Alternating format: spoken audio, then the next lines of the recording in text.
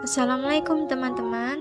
Perkenalkan, saya Yahsa Imani Azahra, NIM 2021015065. Perkenalkan juga saya Putri Amalia Ramadhani dengan nomor induk mahasiswa 2021015066.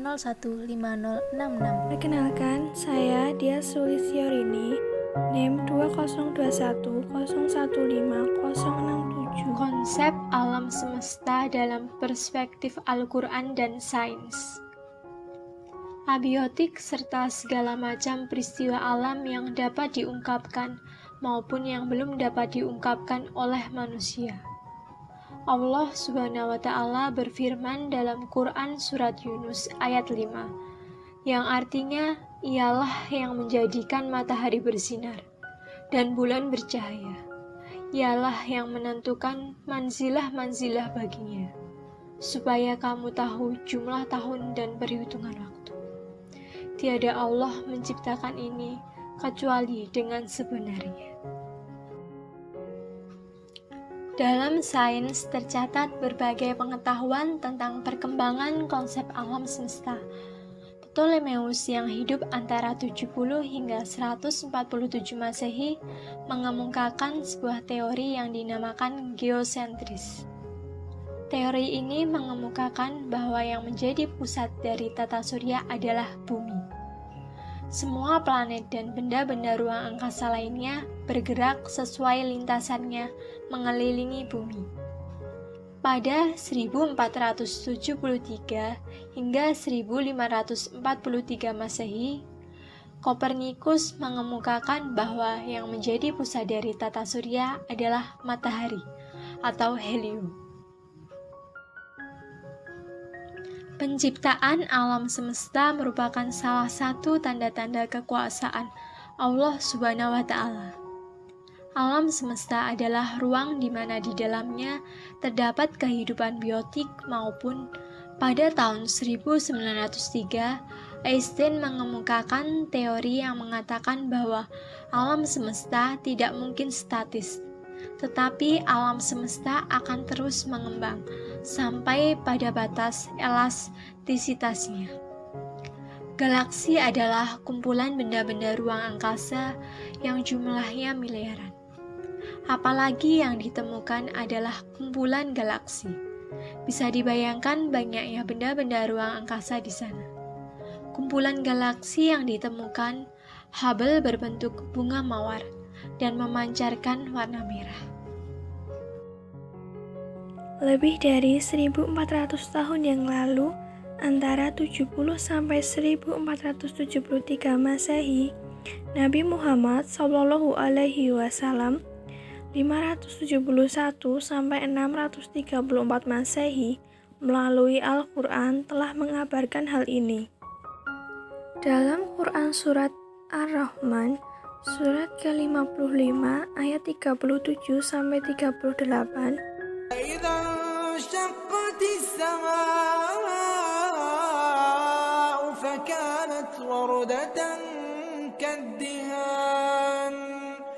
فبأي آلاء ربكما تكذبان.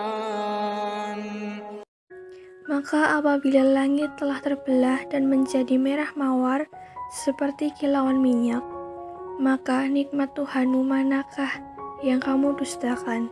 Sementara itu, firman Allah Subhanahu wa Ta'ala di Quran Surat Al-Anbiya ayat ke-21 dan 30 yang artinya, أَوَلَمْ يَرَ الَّذِينَ كَفَرُوا أَنَّ السَّمَاوَاتِ وَالْأَرْضَ كَانَتَا رَتْقًا فَفَتَقْنَاهُمَا وَجَعَلْنَا مِنَ الْمَاءِ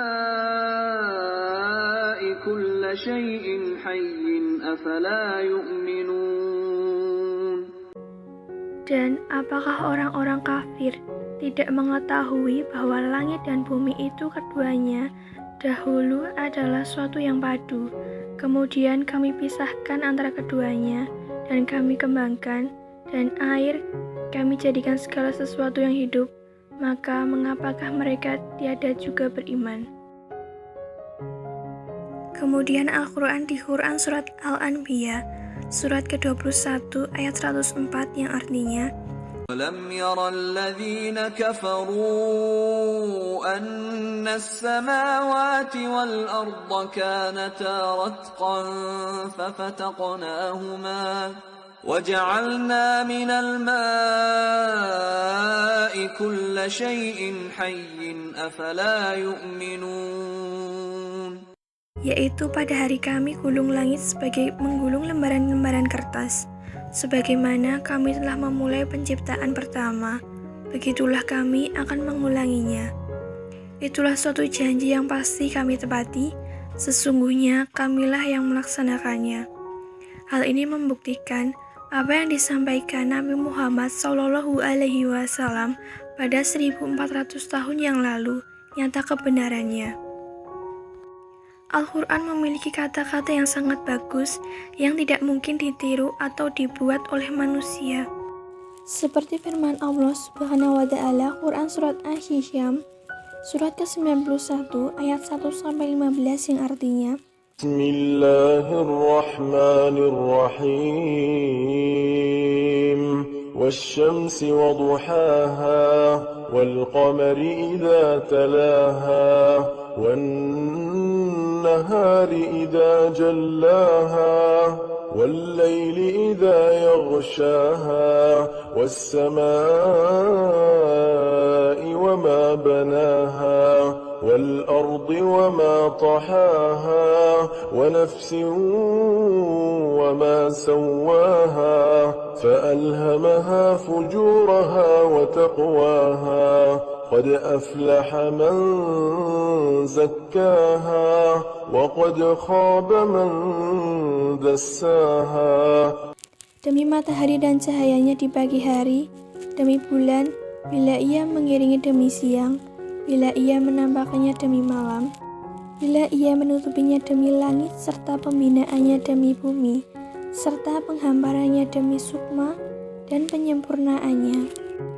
Maka Allah mengilhamkan kepada jiwa itu jalan kefasihan dan ketakwaan. Sesungguhnya beruntunglah orang yang mensucikan jiwa itu dan merugilah orang yang mengotorinya. Al-Quran memberikan dalil yang berisi hikmah dan kekuasaannya, bahwa Allah Maha Bijaksana dalam menciptakannya. Segala sesuatu yang diciptakan oleh Allah tidak akan sia-sia. Bahkan semua itu menjadi bukti dan bukti tanda-tanda kebesaran Allah Subhanahu wa Ta'ala, bahwa Allah ada dan Allah yang Maha menciptakan atas segala sesuatu yang ada di dalam alam semesta ini.